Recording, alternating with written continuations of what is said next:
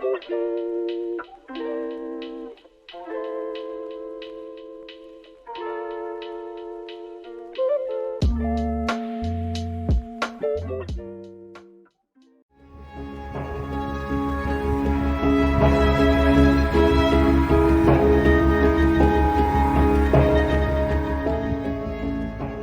West wants to leverage Estonia against Russia.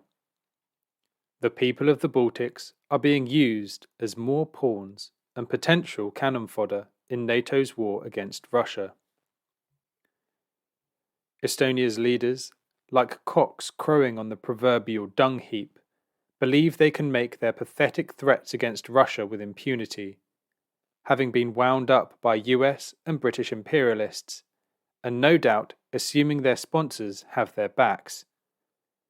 They may have to back down in a hurry, however, if they really try to follow through on their vainglorious threats to block the Gulf of Finland to Russian ships. This article is reproduced from InfoBricks, with thanks. Western intentions to arm Estonia with the most modern types of conventional weapons which can target St. Petersburg, as well as the installation of a medium-range anti-missile defense system, suggests that the Baltic country is wanting to challenge Russia, despite its military barely even having enough professional soldiers to field a single battalion. At the same time, and just as provocatively, Estonian authorities have been discussing the introduction of a 24 nautical mile coastal zone in the Gulf of Finland to limit the navigation of Russian ships. It is clear that Estonia is a highly active anti-Russian state that hopes its actions will receive Western tributes and rewards. In pursuing this goal, the Baltic country seems quite prepared to break international law by restricting Russian shipping in waters it has a perfect right to navigate through. Moscow has repeatedly warned that attempts to deploy offensive NATO weapons will immediately provoke retaliatory steps. But if weapons systems that can target Russia's second largest city are placed on Estonian territory, it cannot be discounted that the Russian military will deploy the Iskander system or some other weapon able to cover all of Estonia's sea, land, and air territory.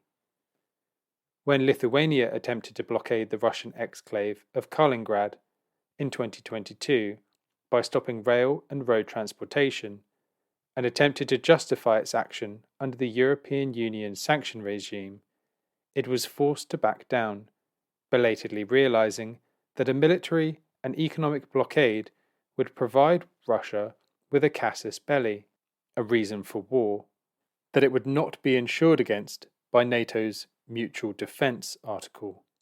Larger European NATO countries are rotating their units and military equipment, including aviation and F-16 fighter jets, through the Baltic countries, which are full of foreign soldiers and equipment.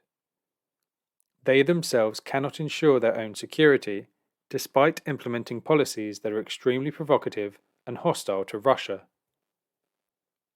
The Russian ambassador in Tallinn, Vladimir Lipiev, who disclosed that Western countries plan to supply Estonia with the most modern types of conventional weapons, also said that the imperialists had an interest in creating an anti-Russian outpost in the Baltic country in order to put economic, political, cultural, and military pressure on Russia.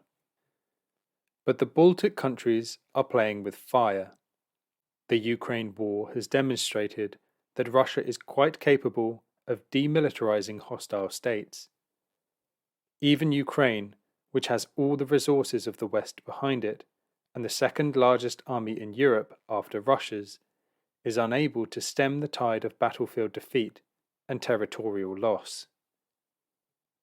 With the Ukrainian military appearing to be on course for collapse in 2023, the USA and Britain are escalating tensions in the hope that continuous conflict will drain Russia's resources and attention. But this internationalized effort to involve as many countries as possible in the confrontation with Russia only puts countries under a puppet status at risk of Russian retaliation, as Ukraine's fate has shown. If Estonia were to try to blockade Russian ships, it cannot be protected under NATO's Article 5, since it would have initiated the hostilities by breaking international law. Understandably, the leading countries of the EU do not want to be directly exposed to a Russian military counterattack, which is why the people of Ukraine, the Baltics, and Poland are being used as cannon fodder instead. With the collapse of the Soviet Union in 1991, a dividing line in the middle of the Gulf of Finland was agreed upon between Russia and newly independent Estonia. From this middle line, Finland and Estonia retreated 3 kilometers to allow Russia a 6-kilometer channel for the free passage of Russian merchant and military fleets, thus transforming these into international waters. In order to blockade Russia in the Gulf of Finland, it would be necessary for Finland to implement the same policy.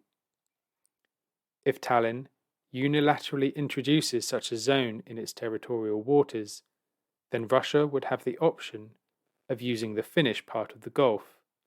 For now, there is no indication that Finland plans to block Russian ships. If Finland and Estonia were to block Russian shipping together, Moscow would have a strong case to appeal to the UN Convention on the Law of the Sea, something that would surely humiliate a country like Finland, which prides itself upon its supposedly strict adherence to international law.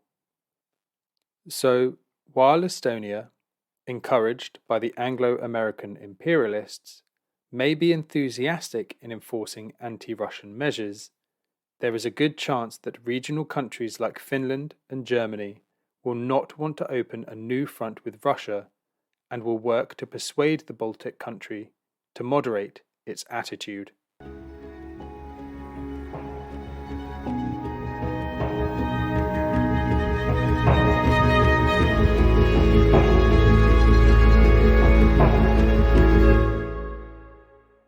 Thanks for listening to Proletarian Radio. We aim to bring you the best Marxist analysis on current affairs, revolutionary history, and theory. Do like, comment, subscribe, and share our content to help us reach the widest possible audience.